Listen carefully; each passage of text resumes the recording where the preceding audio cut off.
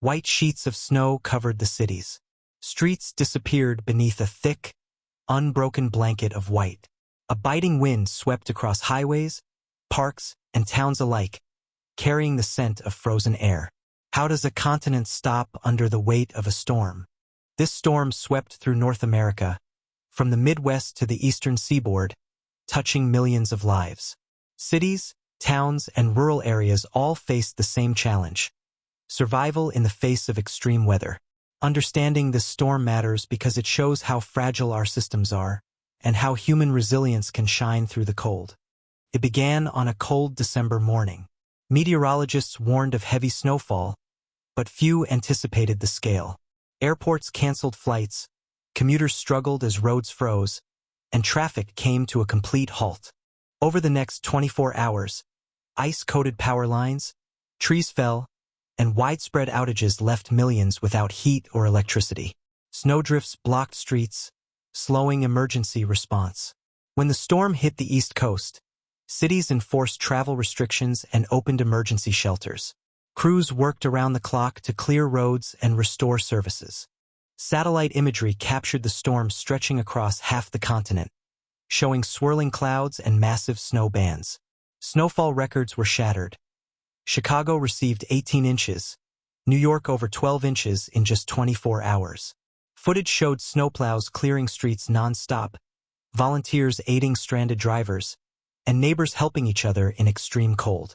Meteorologists confirmed the storm was among the strongest in recent history. Every piece of evidence reinforced the storm's severity. Official documents from the National Weather Service recorded snowfall, wind speeds, and temperatures.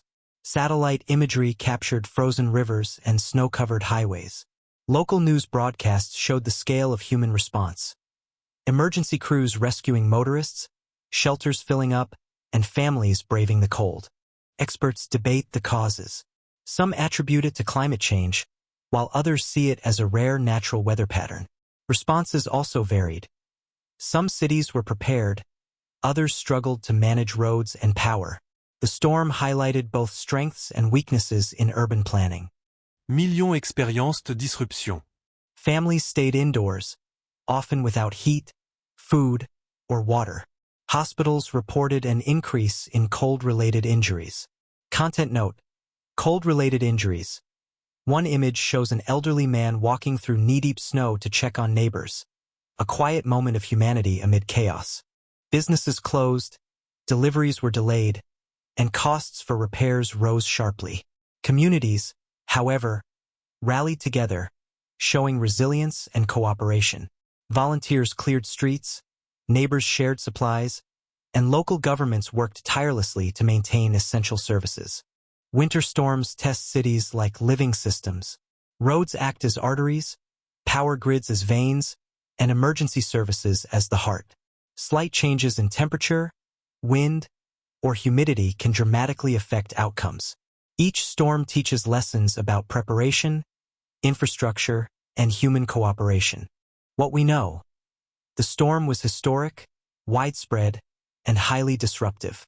Millions were affected, with blocked roads and power outages. What we don't know: could better planning have reduced damage? Could systems have been stronger? High confidence. Cities will invest in infrastructure, snow removal, and emergency services. Medium confidence. Climate change may bring more extreme winter storms, challenging current strategies. Low confidence. Multi-region storms could overwhelm even well-prepared systems, requiring national support. This storm reminds us of nature's power and our human capacity to adapt. Every snowfall teaches lessons for infrastructure, planning, and community. Sources include the National Weather Service, NOAA, CNN, and local emergency reports. Footage and scenes are based on factual events or realistic reconstructions.